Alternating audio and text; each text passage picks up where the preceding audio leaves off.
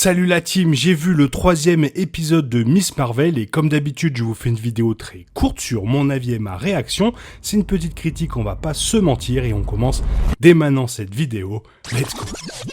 Petit message avant de commencer réellement cette vidéo, je voulais simplement remercier tous les gens qui se sont abonnés à ma chaîne. On est plus de 1400, ça fait extrêmement plaisir. Merci énormément et bonne vidéo. La famille est souvent au centre d'une histoire de super-héros, comme pour Batman par exemple, mais pas assez dans l'univers Marvel, et pour le coup dans cette série, elle a une place centrale.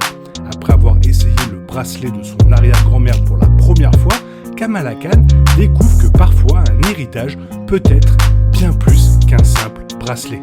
Depuis le début, Miss Marvel diffuse des informations à un rythme régulier, ce qui donne suffisamment de nouveaux détails pour susciter la curiosité, et cet épisode regorge de révélations, d'enjeux émotionnels et d'une séquence de danse merveilleuse, mais qui nous fait nous demander, mais quand elle a eu le temps d'apprendre cette chorégraphie, va savoir, bref, c'est un moment plein de magie et ça fait plaisir.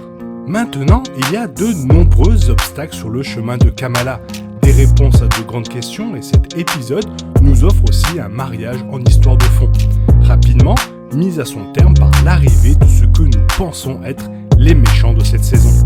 Les choses dégénèrent rapidement, mais il est encore temps de réfléchir aux émotions tourbillonnantes de Kamala qu'incarne Vellani.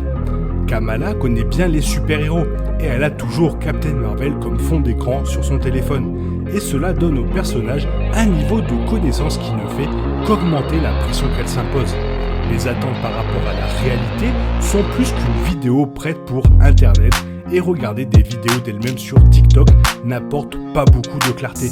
Le fait qu'on en connaisse un rayon sur les origin story se voit dans cette série, ce qui garantit que le scénario parallèle des immigrants a un coup de poing aussi gros que la main surpuissante de Kamala.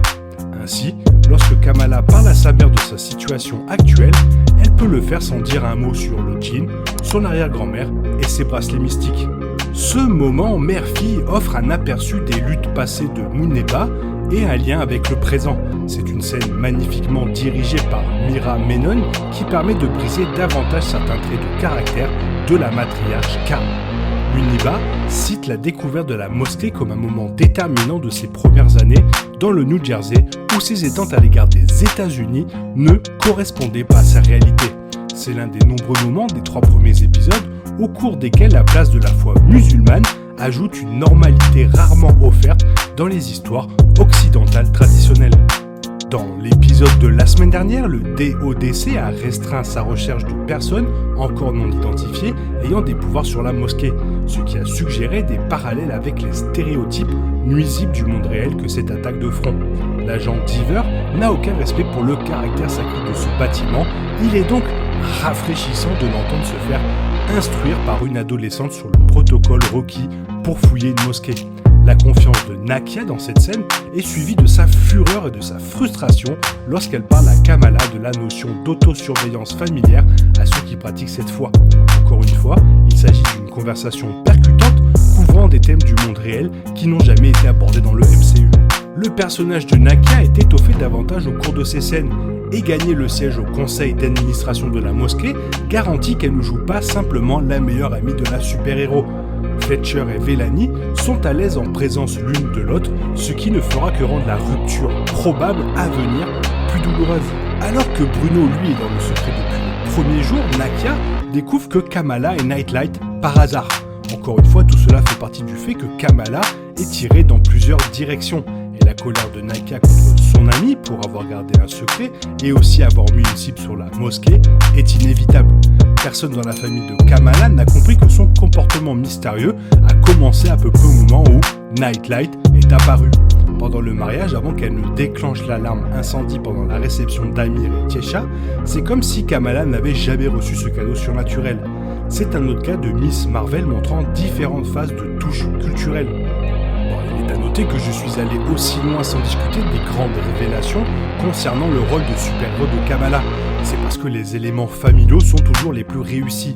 Cela ne veut pas dire que la scène d'ouverture, se déroulant en 1942, ne vous inspire pas immédiatement. Mais il y a quelque chose de plus tangible dans les luttes des adolescents, avec ou sans pouvoir. Dévoiler l'identité de Kamran et de sa mère Najma comprend quelques pépites intéressantes sur l'existence des clandestins. Ils sont communément appelés djinns, et pour Kamala, ces histoires sont enracinées dans des cauchemars qui sont pires que des fantômes, parce qu'ils sont réels.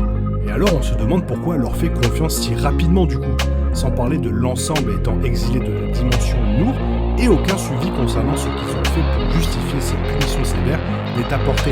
Bien sûr, le lien de Kamran avec ce groupe pourrait excuser l'incapacité de Kamala à les regarder de manière critique. Son visage, quand elle découvre qu'il n'est pas centenaire en prétendant être un garçon de 17 ans, n'a pas de prix. J'ai des questions sur la façon dont un djinn peut avoir des enfants. Faudrait nous expliquer. Encore une fois, beaucoup d'informations sont distribuées au cours de cette scène. La même chose peut être dite de la conversation entre Kamala et Bruno sur le voyage interdimensionnel et le rôle qu'elle jouera. Parsemer ces scènes de blagues ajoute de la légèreté, mais certains détails peuvent se perdre au milieu des plaisanteries. Indépendamment des spécificités, cela pourrait avoir un impact sévère sur le tissu de l'univers, et les djinns ont surtout très peu patience. Cet épisode souffre un peu d'essayer de couvrir trop de terrain. Et je suis presque aussi épuisé que Kamala quand elle reçoit un appel téléphonique de sa grand-mère lui disant qu'elle doit venir à Karachi.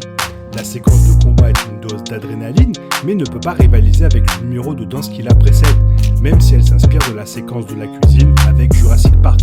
Même avec ses inconvénients, Miss Marvel continue de satisfaire et est une bonne bouffée d'air frais. À mi-chemin, Miss Marvel révèle les obstacles et les défis de l'adolescente, y compris découvrir plus sur l'origine du bracelet mystique et de son arrière-grand-mère.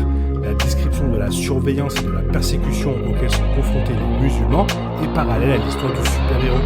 Miss Marvel se distingue par sa description de cette foi. Iman Vellani continue de charmer alors que l'adolescente est aux prises avec de nouvelles responsabilités. L'épisode est un peu surchargé d'exposition, mais c'est une balade amusante du début à la fin. Voilà, maintenant dis-moi ce que toi tu en as pensé dans la zone commentaire, ça me ferait plaisir de savoir ton avis. J'espère que la vidéo t'a plu, si elle t'a plu n'hésite pas à la liker, t'abonner, la partager, la commenter, car ça m'aide à référencer la chaîne sur YouTube. Merci, je te souhaite une bonne matinée, après-midi, peut-être une bonne soirée ou un bon week-end. Bisous bisous, hasta la vista.